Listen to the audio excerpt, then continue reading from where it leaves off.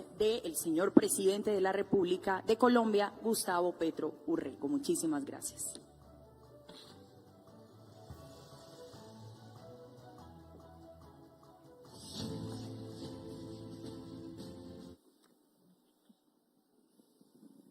Señor presidente de la Corte Constitucional, José Fernando Reyes Cuartas y su esposa Marta, vicepresidente de la Corte Constitucional, Jorge Enrique Ibáñez Najar, y su esposa Ileana, directora y funcionario del Gobierno Nacional, defensora del pueblo Iris Marín Ortiz, gobernador del departamento de Caldas, Henry Gutiérrez Ángel, alcalde de la ciudad de Manizales, Jorge Eduardo Rojas Giraldo, señoras y señores vicepresidentes, magistrados, exmagistrados, jueces, funcionarios de la Alta Corte Constitucional y de las Altas Cortes y sus distinguidas esposas, conferencistas y panelistas, expertos nacionales e internacionales que participan en el 19º Conservatorio de la Jurisdicción Constitucional, rectores, investigadores, decanos, docentes, alumnos y representantes de las diferentes instituciones educativas presentes, mandos regionales de las Fuerzas Militares y de Policía Nacional, medios de comunicación y en general a todas y todos quienes nos acompañan en el día de hoy.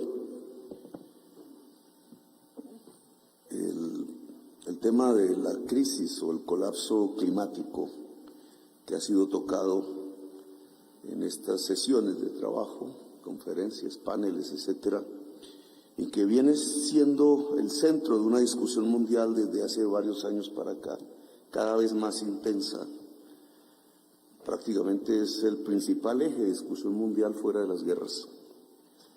Y en mi opinión, el principal problema de la humanidad en este momento, del que se derivan los demás.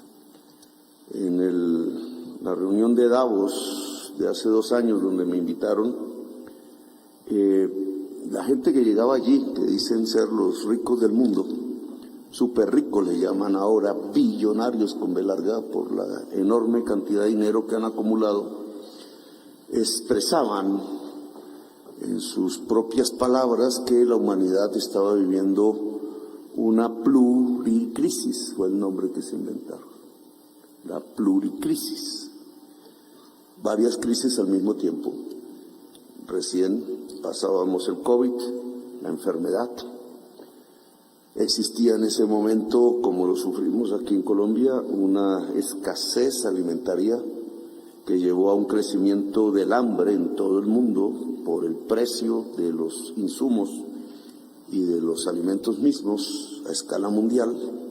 Originó la inflación en Colombia, en el traspaso del gobierno. Vivíamos la guerra que comenzaba en Ucrania. Vivíamos el colapso climático, lo vivimos aún, lo colocaban como una más de las crisis, y el estancamiento económico, las 5 crisis que dilucidaron en medio de su club social y que a través de medios de comunicación pues se expresan como ideas de la gente que más ha acumulado capital en el mundo hacia la humanidad. 5 crisis al mismo tiempo que, en mi opinión, están relacionadas y que ameritan no un análisis pormenorizado de cada una de ellas, que no podríamos ahora, sino el por qué están interrelacionadas, por qué la guerra, por qué el hambre, por qué la pobreza y la desigualdad social que conlleva, por qué el estancamiento económico se correlacionan con el colapso climático, que ya no llamo crisis. Ha cambiado el nombre, porque hace unos años se llamaba el cambio climático. No daba la noción de lo que significa un simple cambio de clima que cualquier colombiano experimenta en un día, simplemente yéndose de viaje en su propio país, hacia el concepto de crisis climática, mucho más descriptivo de lo que pasa. Pero a partir del comienzo de la quema de la selva amazónica, en este mes, el concepto hay que desplazarlo de crisis a colapso. Porque la quema de la selva amazónica en la ciencia es uno de los puntos de no retorno concepto que ellos han construido, que nunca debimos haber alcanzado. Y ya lo estamos viviendo. Este tema no lo pone en discusión la política, no es en el debate político, ni derechas ni izquierdas, que aparece el problema del colapso climático en la discusión humana. Lo pone la ciencia.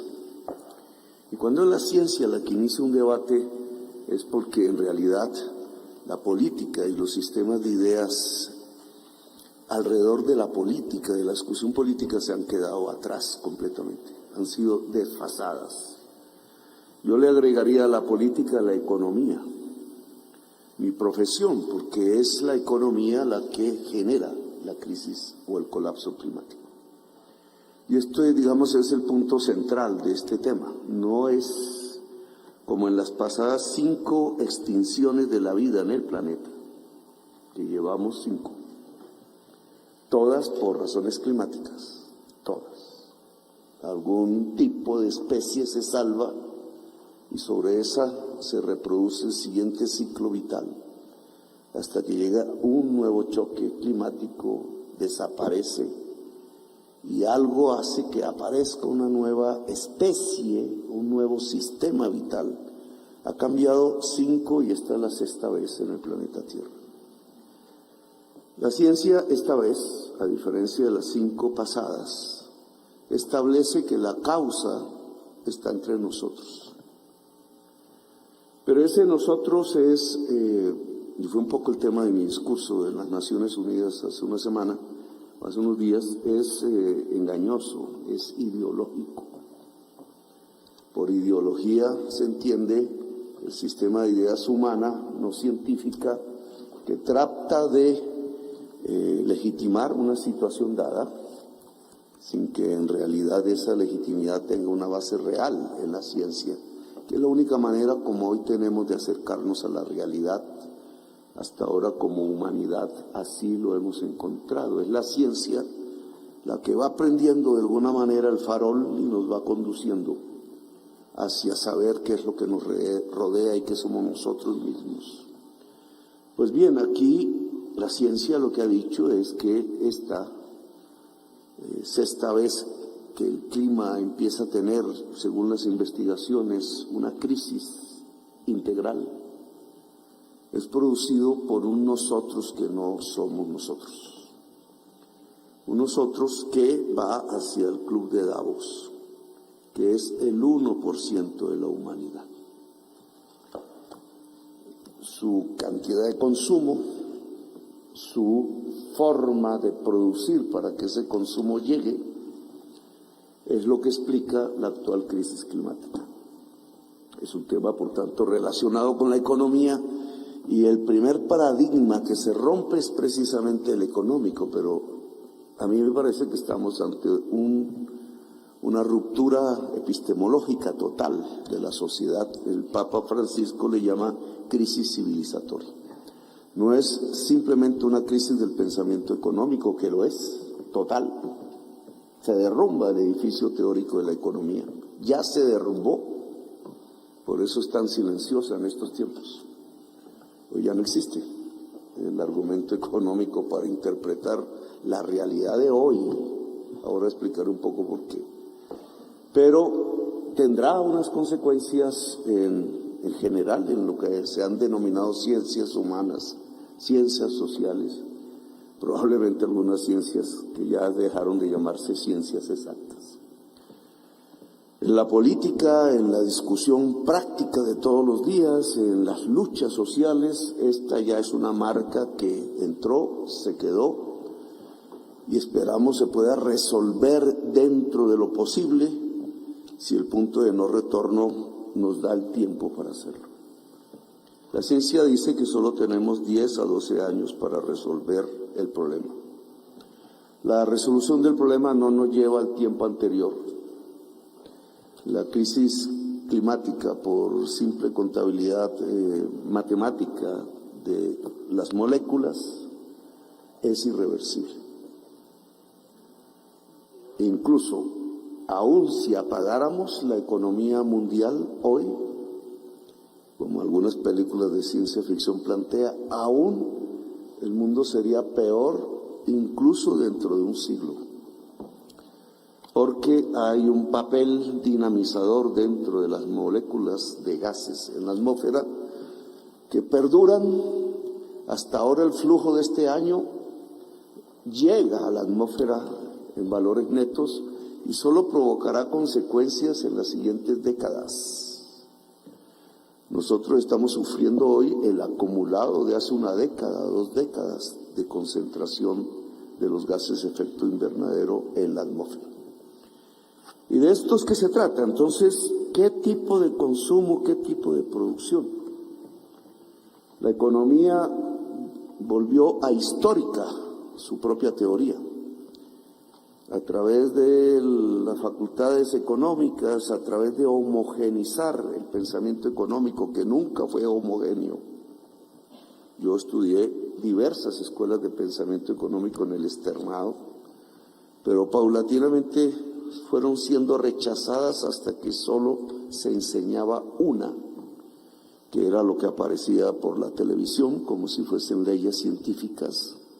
Sus expertos eran bautizados así, expertos, y simplemente eran ideólogos, tendencias ideológicas de la economía. Ese mundo teórico que allí se construyó con un basamento matemático bastante sofisticado para asustar a los iniciados en este tema. Sumatorias, cálculo diferencial, matemáticas del caos, etcétera. Lo único que hacía la matemática era realmente ocultar la debilidad de la ideología. La ideología se puede sintetizar en un solo teorema, el teorema de Walras, neoclásico se llama esta escuela. Es un teorema muy bonito desde el punto de vista matemático que dice, maximizando funciones, haciendo que las funciones sean continuas, volviéndolas cóncavas o convexas, porque todas esas maromas hay que hacer para que la economía llegue a un resultado. Hay que volver convexas o cóncavas las funciones para que tengan máximos y mínimos, y entonces en la segunda derivada se maximizan. Matemática. Si la realidad económica no es una función convexa o una cóncava, usted está leyéndose un sueño cuando lee economía, porque no existe en la realidad. Y es más o menos lo que hemos creído, en una fantasía que no existe en la realidad. La teorema de Walras dice, si se deja libre el mercado, este fluirá de tal manera que se maximizan las funciones de bienestar individual y colectivo. Punto. Claro, hay que hablar de funciones de bienestar. Para hablar de una función de bienestar social hay que hacer una sumatoria de funciones de bienestar individual. ¿Cómo matemáticamente se mide el bienestar de un individuo? Entonces los economistas neoclásicos inventaron las curvas de indiferencia de las selecciones diversas de un ser humano al que tienen que colocarle como presupuesto que es racional. Entonces cabe una pregunta hacia la psicología. ¿Qué es lo racional de un individuo? Y tienen que colocarle como condición la plena información, etcétera, etcétera, para que el modelo matemático resulte en una matemática que dice que se maximiza, segunda derivada igualada a 0, la función de bienestar de un individuo y por tanto la sumatoria de igual 0 hasta n igual toda la población de un conjunto social. Eso lo hemos creído durante los últimos 50 años. La lucha política de todas las naciones del mundo, desde 1990 para acá, los proyectos de política pública, muchos convertidos en leyes, nuestra propia idea interpretada por algunos juristas de la Constitución, etcétera, en Colombia, pero no solo en Colombia, en todo el mundo, prácticamente, se han construido sobre este teorema. Si dejamos el mercado actuar libremente, fluirá de tal manera que las funciones individuales de bienestar y la colectiva social se maximiza. Eso es así en la realidad. Pues lo que ha hecho la ciencia alrededor de la interpretación de la crisis o colapso climático es demostrar que esto es falso. Los economistas no hemos dicho, yo no lo he dicho, pero no hemos dicho en general, sino mentiras. Y han asesorado gobiernos en una política pública no con una ciencia, sino con una ideología. Y la ideología tiene que ver con algo que ya Aristóteles hace milenios había denunciado en sus escritos alrededor de la economía, porque la palabra se la inventó él, o casi se la inventa él, y es que existen dos clases de economía. Una a la que hay que llamar crematística, ese fue el nombre que le puso, que no es más sino la ideología de los negociantes, sirve para comerciar, y la otra que es cómo producir cosas para la vida buena de la humanidad, es lo que llamó él economía. Hoy tenemos 100% crematística y 0% economía. Y esa ha sido la forma de construcción de la política económica en el mundo. Y eso fue lo que detectaron los señores del Club de Davos cuando dijeron: ¿cuál maximización del bienestar? Estamos viviendo una policrisis, una crisis integral de la sociedad. Ahora, ¿qué se debe? Si yo me escapo de esta cárcel teórica del neoclasicismo económico y vuelvo a mis semestres de universidad y estudio economía política olvidada, encuentro las causas. Podría articular incluso una teoría de la economía política con la actual realidad y explicarla mucho mejor que lo que hace la teoría dominante de la economía. Por ejemplo, en aquel entonces se decía que en la historia había diversas formas de producir, que el modo de producción es histórico, tiene un inicio y tiene un final, no es eterno, y que en la historia se puede, investigando históricamente, encontrar en cada formación social concreta inicios y finales de modos de producción diversos, que han coexistido a veces y que no. Para no hablar de muchos del pasado, hoy estamos bajo uno: el modo de producción del capital. Nació a mediados del siglo XV, por ahí, XVI, y hoy es el dominante en todo el planeta Tierra, prácticamente el 100% de la superficie terrenal, si consideramos que China es capitalista, que es una discusión. El modo de producción capitalista, ¿qué reglas sigue? ¿Por qué no estudiar el capitalismo como se estudia un animal, como se estudia un fenómeno físico, como se estudian los planetas, como se estudia una célula, bajo una idea científica, descubrir sus leyes, encontrarlas, las fundamentales al menos? Esa fue el objetivo de la economía en el siglo XIX.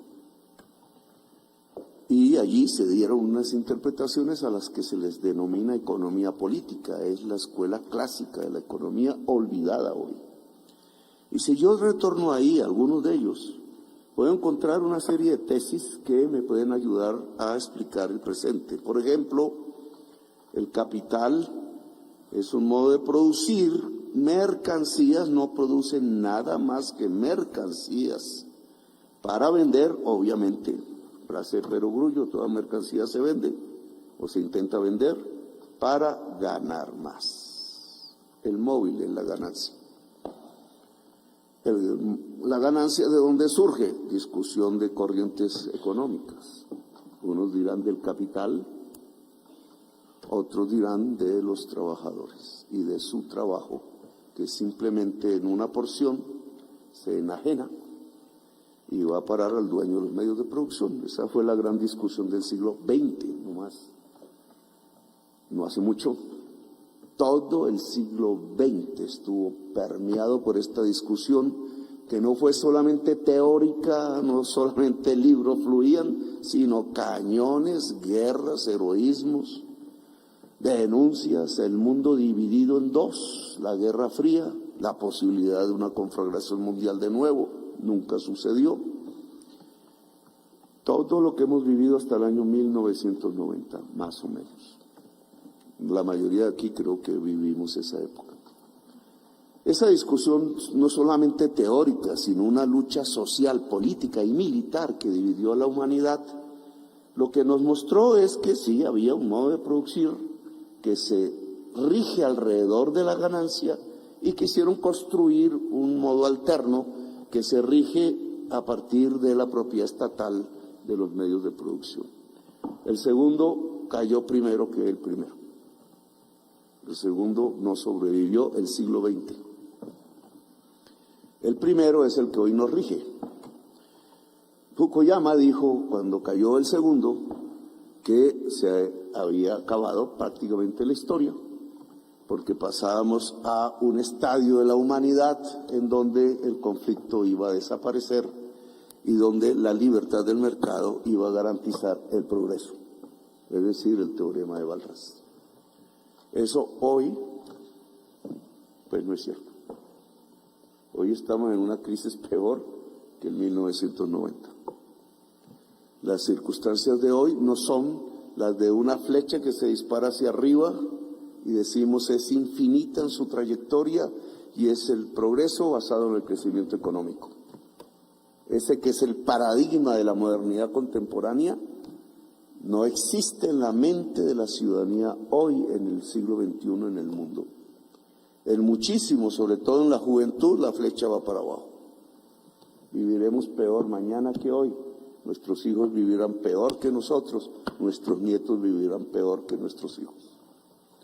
Porque son los tiempos de la extinción, no los de la maximización del bienestar.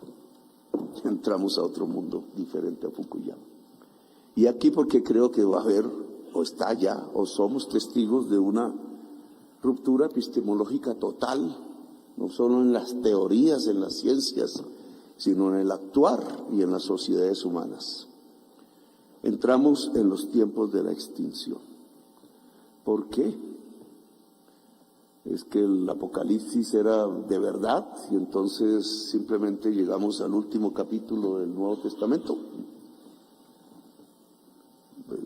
O la ciencia nos está diciendo algo aparte de la Biblia que coincide con la Biblia, entre otras cosas. Pero la ciencia no lo está diciendo. Algo ha pasado en la atmósfera que permanentemente crece su acumulado de gases de efecto invernadero, que es CO2, metano y otros, unos más poderosos que otros, y en ese acumular creciente en los últimos 2 siglos y medio, el Sol cada vez queda más concentrado a través de su radiación en esas moléculas y se presenta un efecto invernadero o calentamiento global permanente, continuo, con su crisis, no es todo igual en toda la superficie, que trae como consecuencia un cambio planetario de los ciclos del agua. Y al haber un cambio planetario de los ciclos del agua, entonces una crisis climática total, si comparamos el nuevo clima que surgirá y está surgiendo con el que teníamos en los últimos 15.000 años. 15.000 años, más o menos este mismo clima. ¿Por qué se acumulan esos gases en la atmósfera? Porque hay una maquinaria económica que los está rejando. No son los animales, no son los pobres de la tierra, no son los africanos, no son los colombianos. Es una maquinaria económica de producción, una manera de producir mercancías para vender, para ganar más. En el siglo XIX a este fenómeno no solamente que describía la esencia del capitalismo, sino su lógica de crecer como un huracán, a lo que se le llamó acumulación amplia del capital. Cada vez crecerá más la reproducción ampliada del capital. Cada vez contratará más trabajadores, cada vez innovará más en las máquinas para ser más productivos en los trabajadores, para producir más mercancías por unidad de tiempo, para venderlas y ganar más y acumular en la ganancia, a pesar de que esa ganancia se redistribuye. Acumular, ese es el capital. La acumulación para producir más en el siguiente ciclo, como un huracán que se va expandiendo. Bueno, esa máquina, esa maquinaria, llamémosla como la llamemos, hace 2 siglos y medio, cuando empieza a calentarse la atmósfera, la superficie, es la máquina de Watts. Es cuando comienza la revolución industrial. Y la máquina de Watts no es simplemente una máquina de vapor de agua, sino para que tenga vapor de agua tiene que tener un calentador, motor de combustión, y ese calentador energético es el carbón. Y aquí está la respuesta. Eso ya lo habían descubierto varios físicos y químicos en el siglo XIX, incluso el que inventó el premio Nobel, Arrhenius, el sueco, ya había llegado a esas conclusiones. Ya la física cinética había hablado de los gases diferentes y de que unos concentran más el color que otro. Y otros ya habían dicho que se está acumulando en la atmósfera y otros ya habían dicho que se acumula en la atmósfera por el ser humano. Es decir, en el siglo XIX estuvimos cerca, ni Marx encontró a estos físicos y químicos, ni estos físicos y químicos encontraron a los economistas políticos. Hubo un divorcio entre las dos corrientes teóricas que se proclamaban científicas, pero un corredor de caminos como Alexander von Humboldt antes ya lo había dicho. Hay gases que calientan la atmósfera y el ser humano puede incrementar la cantidad de esos gases. Alexander von Humboldt. No se dijo en el 19, no se dijo en el 20, solo apareció esta tesis en 1965 y se escondió porque una petrolera la encontró. Encontró la matemática de la crisis climática y escondió los hechos porque no le convenían. Y solo hasta el 85 un periodista lo sacó por el New York Times y a partir de ahí hablamos cada vez más de este tema. Si el capital arroja los desechos de su energía, y eso se llama CO2 equivalente, y acumula cada vez más en la atmósfera, ¿qué va a pasar con la humanidad? Esa es la pregunta de hoy. ¿Qué pasa con el capital? Esa es la discusión política de hoy. Si la acumulación de capital es un huracán que crece, como un reflejo va a producir en la atmósfera un acumulado cada vez mayor de CO2. Y un acumulado cada vez mayor de CO2 implica el colapso climático. Y el colapso climático implica la sexta extinción. Es decir, nosotros también. No lo dice Petro, no lo dice la política. La política calla esta discusión. Por eso es tan horrible la COP y las reuniones de Naciones Unidas. Lo dice la ciencia, el panel de expertos de Naciones Unidas. Sexta extinción, los tiempos de la extinción comenzaron ya. Hace 2 años decían que teníamos 12 años para tomar las medidas antes del punto de no retorno. Creo que la quema de la selva amazónica es el punto inicial de no retorno. Es decir, que el tiempo se agotó. No es un tiempo de 1000 años, es una forma de construir en la realidad la película No mires al cielo, no mires arriba. Yo creo que la hemos visto, no mires arriba, solo que no viene un meteorito, el meteorito está entre nosotros y está creciendo. No mires arriba, no son 1000 años, no son 500. Preguntado el físico Stephen Hawking, antes de conocerse muchas de las conclusiones del panel de expertos, dijo, hay 2 temas que pueden acabar la humanidad en el planeta. Pongo 200 años, fue su horizonte. 2 siglos.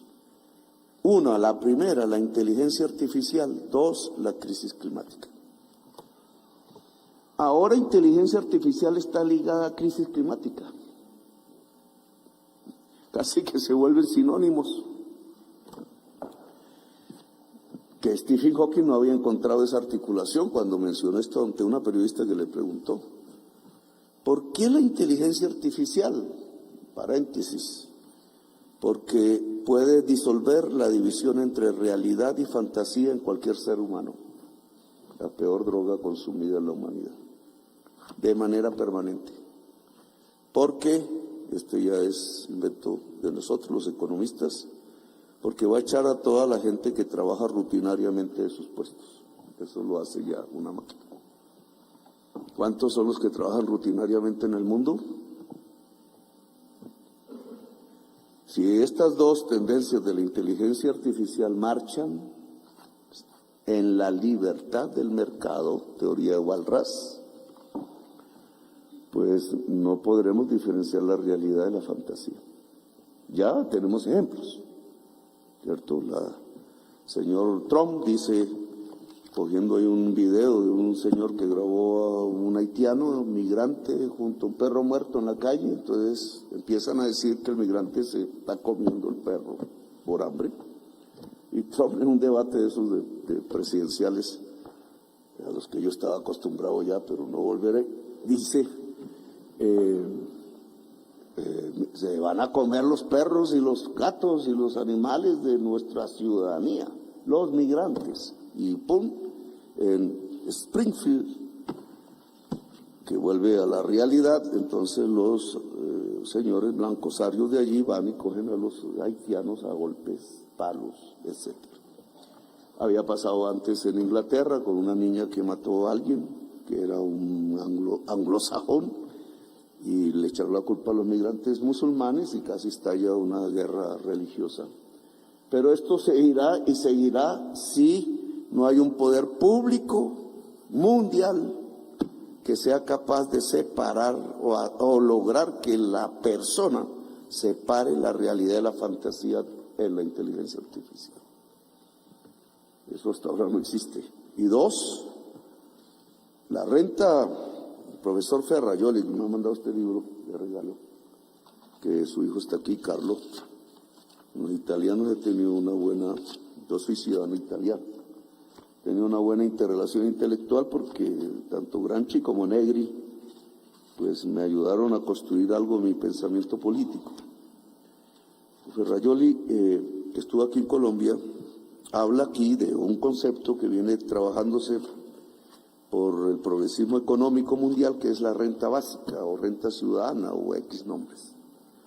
Pues si van a salir centenares de millones de trabajadores, quizás más que centenares, de sus puestos de trabajo, por la irrupción de la inteligencia artificial, reemplazando el trabajo rutinario en un primer momento, ¿de qué van a vivir?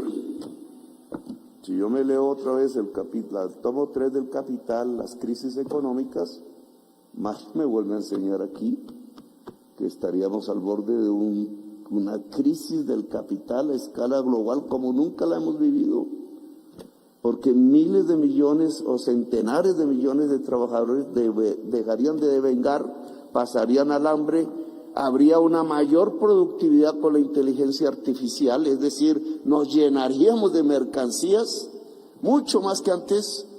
¿Y dónde se vende? Crisis casi que estructural del capital, el borde del fin. Eso han anunciado el fin del capitalismo muchas veces, pero ¿en qué estado entraríamos ya? Porque esto es de ya, esto no es dentro de un siglo, ya. Pues una forma de resolverlo es que esa productividad que va a generar un excedente económico muchísimo más grande que el de hoy, en una parte tiene que irse algún tipo de poder público mundial para repartirlo como renta básica y garantizar que el ser humano no muera de hambre. Y entonces la tesis de la renta básica universal, que yo no creía mucho antes, se vuelve aquí imprescindible ante la inteligencia artificial si no llega algo que puede ser la revolución mundial, colapso mundial, el colapso del capital. Una crisis económica como nunca hemos observado. inteligencia artificial porque eleva la productividad y echa trabajadores, y entonces los dos extremos de la ecuación oferta y demanda se desequilibran completamente. La oferta produciendo muchísimo y la demanda restringiéndose al máximo. En todo el mundo. Solo una renta básica podría solucionar esto, y esto en la inteligencia artificial significaría que el teorema de Balraj no va, sino que hay que regular el capital. Nos arroja un paradigma completamente diferente a lo que hemos hecho en los últimos 50 años. Pero si articulo, siguiendo a Hawkins, esto con el colapso climático, entonces el panorama se me vuelve peor. Porque incremento de la productividad, sí. Es decir, más mercancías a la venta, sí. En todo el mundo, sí. ¿Con qué energía? Voy a poner un ejemplo concreto colombiano. Hablando con Emiratos Árabes Unidos, se nos ocurrió que podemos hacer un pacto con Microsoft y hacer de Barranquilla el centro nodal de la inteligencia artificial en América Latina. Entonces, los que saben de eso eso es un nodo, un data center, pero mega, es una ciudad de data centers que consumen energía. ¿Cuánta energía? Le pregunté al señor de los Emiratos Árabes Unidos. Me dijo, en el máximo, porque es modular, puede ir creciendo modularmente, de acuerdo a la demanda de productos de inteligencia artificial en América Latina o en el mundo, me dice 20 gigas. 20 gigas es todo lo que produce Colombia en energía eléctrica. Significa esto, solo un mega data center nodal de inteligencia artificial en Colombia, en donde toca, que es donde llega la fibra óptica submarina, nos implicaría duplicar la oferta de energía eléctrica. ¿Qué energía? No, si pongo yo a los voceros de la extrema que me atacan todos los días, dirán, pues más exploración de gas y de petróleo, Sí, vamos a basar la inteligencia artificial en la energía derivada del petróleo y del carbón. Se acaba la humanidad. Los 200 años de Stephen Hawking se vuelven 50. Y este es el problema de poner a Stephen Hawking en la realidad de hoy, que él no alcanzó a vivir, murió antes. La captó perfectamente, pero con un optimismo relativo en los tiempos. Los tiempos son los tiempos de la política. Si esto no son 200 años, sino 50, si llegamos al punto de no retorno, ¿qué?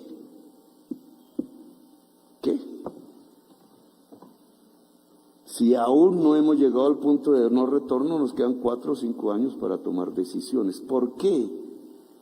Porque es un cálculo matemático, simple. ¿Cuántas moléculas arrojas a la atmósfera? ¿Cuánto te producen de calor en la Tierra? Eso puede hacerlo cualquier científico versado en este tema. Y ese calor, ¿qué produce? Ahí donde ya no cualquier científico empieza a fallar. Entonces nosotros podemos saber cuánto a través del crecimiento económico vamos a extrapolar a la atmósfera. Podemos saber eso en qué escenarios de crecimiento de temperatura general de la superficie de la Tierra puede llegar.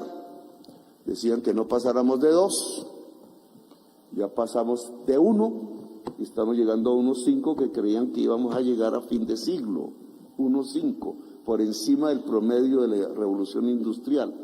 ¿Qué pasa si pasa de 2? ¿Qué pasa si es 2? ¿Qué pasa si es 1,5? ¿Y qué pasa si es 4? Etcétera, etcétera, etcétera. Solo hay unos modelos inmensos en computador que simulan las variaciones actuales que tenemos, económicas, climáticas, en los páramos, en los mares, la capacidad de absorción del gas carbónico del océano, las corrientes del océano, la cantidad de hielo que se puede ir derritiendo de Groenlandia, de la Antártida, la capacidad de absorción de la selva amazónica, el permafrost de Siberia y punto. Y con este tipo de variables, manejando un modelo de decenas de variables diferentes, meten los escenarios diferentes de temperaturas. ¿Y qué les da? Colapso de la vida. Si pasamos de 2 es el colapso de la vida, dice la ciencia. Estamos en 1 punto y pico y aceleramos, no estamos desacelerando, estamos acelerando. Es más, estamos perdiendo el tiempo en las guerras. Entonces estamos al borde de un precipicio civilizatorio que nuestra juventud empieza a tramitar, por ejemplo, negándose a tener más hijos. Por ejemplo, en los Estados Unidos consumiendo una droga que no conocíamos en Colombia, y ojalá no conozcamos, que se llama fentanilo, que ya reemplazó una parte de la cocaína colombiana. Fentanilo que es, bueno, ya sale por la prensa, es muchísimas veces más adictivo que la heroína y muchísimo más destructivo, te mata. Se le olvida al ser humano respirar en medio del trance y muere. Y son 100,000 muertos en Estados Unidos, la droga de la extinción, la llamo yo, en sociedades aisladas. Si comenzamos a vivir los tiempos de la extinción, entonces, ¿cuál es el paradigma jurídico? ¿Cuál es el paradigma político? ¿Cuál es el paradigma económico? ¿Hacia dónde vamos? ¿Cuál es la cultura o la anticultura de la extinción? Pues esto nada está escrito. Y en mi opinión, lo único que tenemos que hacer como humanidad es reaccionar ya. No es en 10 años, no es cuando acabe el periodo y empieza otro periodo, no son los tiempos políticos tradicionales. Estamos ante otras coordenadas diferentes.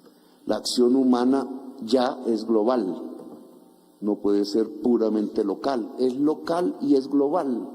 Y tiene que ser efectiva, y efectiva significa dejar de emitir carbono a la atmósfera, y eso significa dejar de consumir petróleo, carbón y gas, y reemplazarlo por energías que no emitan carbono. No significa que no sean destructivas, porque la ley de la termodinámica sigue funcionando. ¿En cuánto tiempo hacemos eso? ¿En dónde? Que es donde más se emite. No es en Colombia propiamente, es en Estados Unidos, Europa y China. ¿Cuánto tiempo? 5 años. ¿Lo están haciendo? El 1% más rico de la población, que consume lo que el 95% restante de la población consume, ¿lo está haciendo? Entonces estamos ante una crisis que no se maneja como de izquierdas o derechas. Yo vi a Rudolf Holmes diciendo, la izquierda está más atrasada en este tema que la derecha. La derecha niega esto, dice esto no es cierto. Niega, es el negacionismo propiamente norteamericano en su versión más derechista. La izquierda no se ha dado cuenta del problema. Lo que se han dado cuenta son indígenas, son movimientos sociales. ¿Qué hacer? Significa otra economía. Y si me lo permiten, y termino con esto, otra tecnología significa otras relaciones sociales de producción. Me muevo solamente en el ámbito económico. Otras relaciones sociales de producción. Yo soy testigo, ahorita estaba en Montería, inaugurando una granja solar de unos suecos, de 100 megas. A mí me ha tocado aprender algo de ingeniería eléctrica, 100 megas. Se pegan al sistema eléctrico nacional, al cable de las torres, y la energía se reparte en todo el país. Se paga para la ciudadanía a precio de gas. Es el gran error de la forma. No es un error, está interesadamente construida desde 1994 la fórmula de la generación de la energía eléctrica. Al sueco le puede interesar, le cuesta más o menos unos 180 pesos el kilovatio hora producirlos y los puede vender a 1,000, de acuerdo a la fórmula de la CREC, en tiempos de sequía. ¿De qué le sirve a la gente que vive ahí cerca? Que es la gente de Montería y Planeta Rica, ¿de qué? Si eso va es para Bogotá, Medellín, y si la energía que ellos van a comprar no es a 180 kilovatios hora que le cuesta al vecino de energía limpia, sino a la fórmula de la CREC, que le suma unos componentes, pone al distribuidor a jugar en bolsa y se tiene que pagar toda la especulación. Y entonces la compra 1.500 pesos kilovatio hora. Mientras las relaciones sociales de generación, de producción de energía, sean de esto, que no fueron pensadas para las energías limpias, sean así, entonces teniendo el sol cayendo sobre la casa y sobre la cabeza y cerca del municipio para poner una granja solar que le daría energía barata a todos los habitantes de Montería, nuestras relaciones de producción vía normas llevan esa energía a ser distribuida nacionalmente y se vende al final al mismo usuario en Montería a 1.500 pesos kilovatio hora. Estamos en dos mundos diferentes. Un mundo de normas hechas para el libre mercado. O sea, para la falsa idea que así íbamos a alcanzar la maximización del bienestar. Hoy sabemos que es carreta. Ojo, unas nuevas normas, lo pongo como un ejemplo, unas nuevas normas que mirando en qué consiste esa tecnología, que cualquiera de nosotros puede usar, cualquiera de nosotros puede ser un generador de energía eléctrica, entonces lo lleve a esa realidad y cambia las relaciones de producción de la energía eléctrica en Colombia. Cualquier ciudadano, cualquier municipio puede generar su energía eléctrica y consumirla de manera muy barata sin ensuciar el planeta. Es un ejemplo apenas del recién vivido hoy en Montería. Pero si esto lo explayamos a toda la inteligencia artificial, a toda la necesidad de mitigación, que no es el caso de Colombia, aunque hay que hacerlo, es decir, de no emitir CO2, y de adaptación, que sí es el caso de Colombia, porque las consecuencias las recibimos. El hospital naval en Cartagena, junto a Boca Grande, se está cayendo así. La naval lo sabe, que yo les he dicho que lo cuenten, porque el nivel del mar ha crecido y el nivel freático del mar crece debajo y se llevó ¿cómo se llaman? Los pilares, los cimientos. Eso está pasando en toda Boca Grande. Eso está pasando en todas las ciudades costeras, empezando por Miami. Esto es de lo que más se habla, pero no es lo único. Ya está aquí el colapso climático. ¿Cuántas familias hay que llevar de Cartagena hacia un lugar más seguro? Son 20.000 familias. ¿Con qué dinero se va a financiar eso? Solo en Cartagena. Y si hablamos de Tumaco y si hablamos de Buenaventura, ¿y qué pasa en la ciudad de Bogotá? El alcalde dice, imitando a Mocus, que disminuir el consumo per cápita. Cuando ese caso sucedió con Mocus era un caso coyuntural, un túnel que se dañó, que se podía arreglar en un tiempo. Este es un problema estructural. Los ríos voladores que generaba la selva amazónica y que llegaban hasta los páramos, y ahí se volvía agua líquida por las maticas, y ese era el agua que nos tomábamos en Bogotá, pues ya no están. Ya no están, ¿por qué? Porque primero, ante la ausencia de una reforma agraria, el campesinado fue corriendo la selva, la cordillera oriental hacia el Orinoco, porque después la selva se comenzó a quemar ella misma, porque después los páramos suben al doble del promedio de la superficie de temperatura terrestre. Entonces, si ha subido 1.5, allá sube 3, por la altitud, por razones científicas. Si sube 3, ¿qué pasa con las maticas que volvían el vapor líquido? Pierden capacidad biológica, como han estudiado los científicos, y entonces, ante un proceso de expansión urbanística en la sabana de Bogotá, colapso, estrés hídrico, hay que racionar el agua, y va para peor, porque en marzo es peor. Ahora va a empezar a llover un poquito, otra vez sube el embalse, pero ya no sube a los niveles de antes.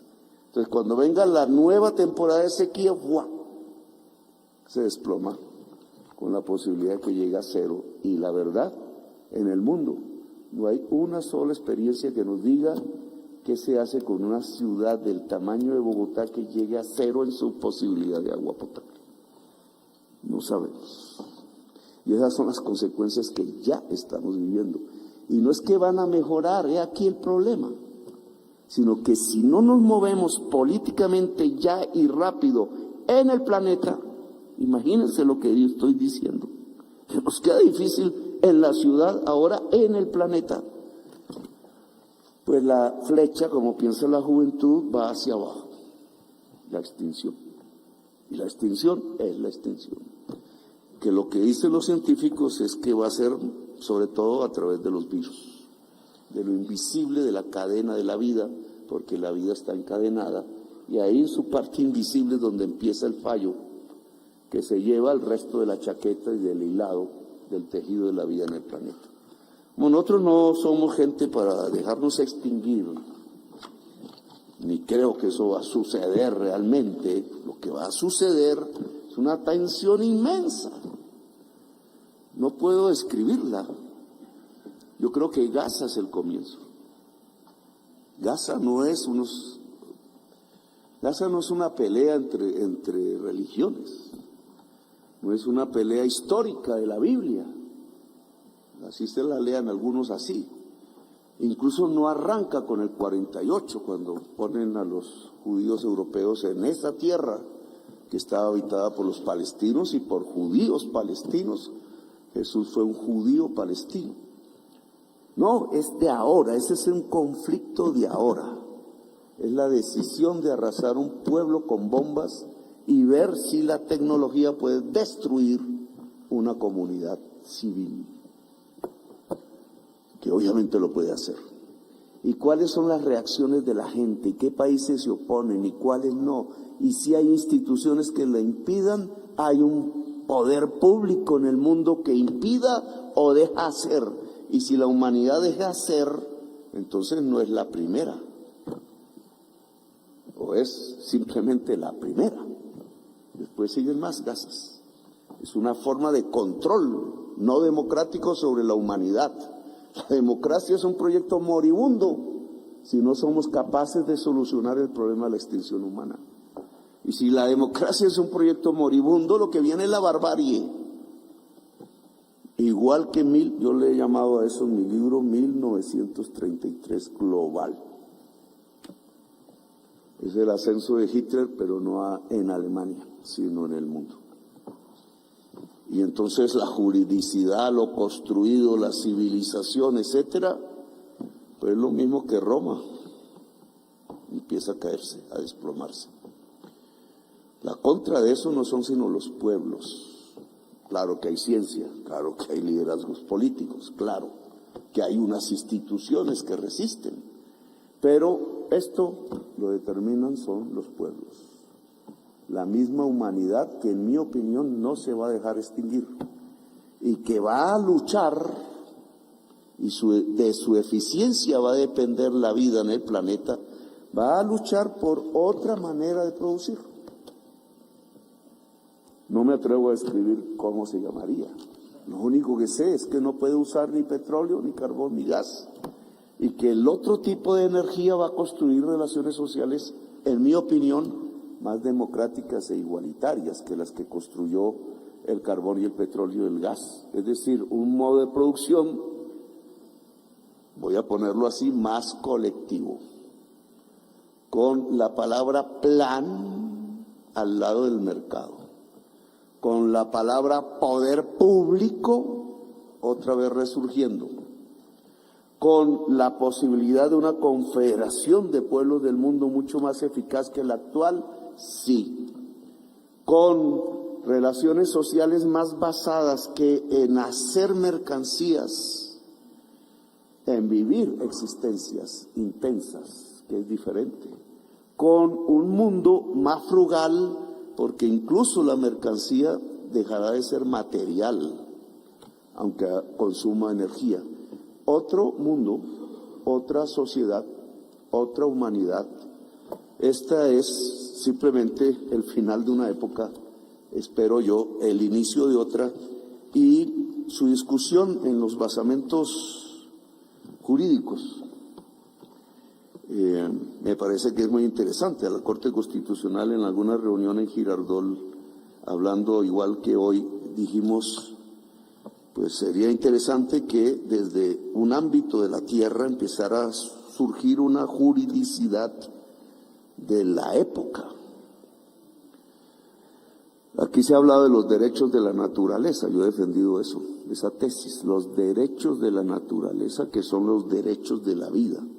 Pueden ser una secuela de los derechos colectivos, porque el derecho de la humanidad es el derecho a vivir, y el derecho a vivir implica derechos de la vida, que van más allá de la humanidad, lo otro no humano de la vida.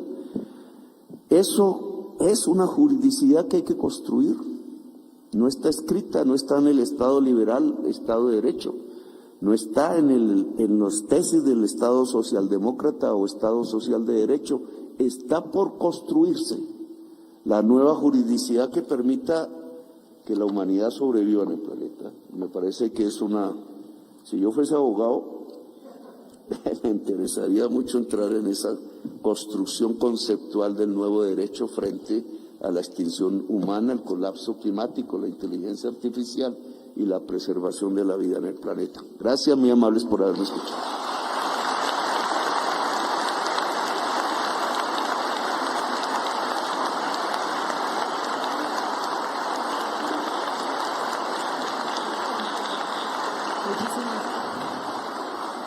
Muchísimas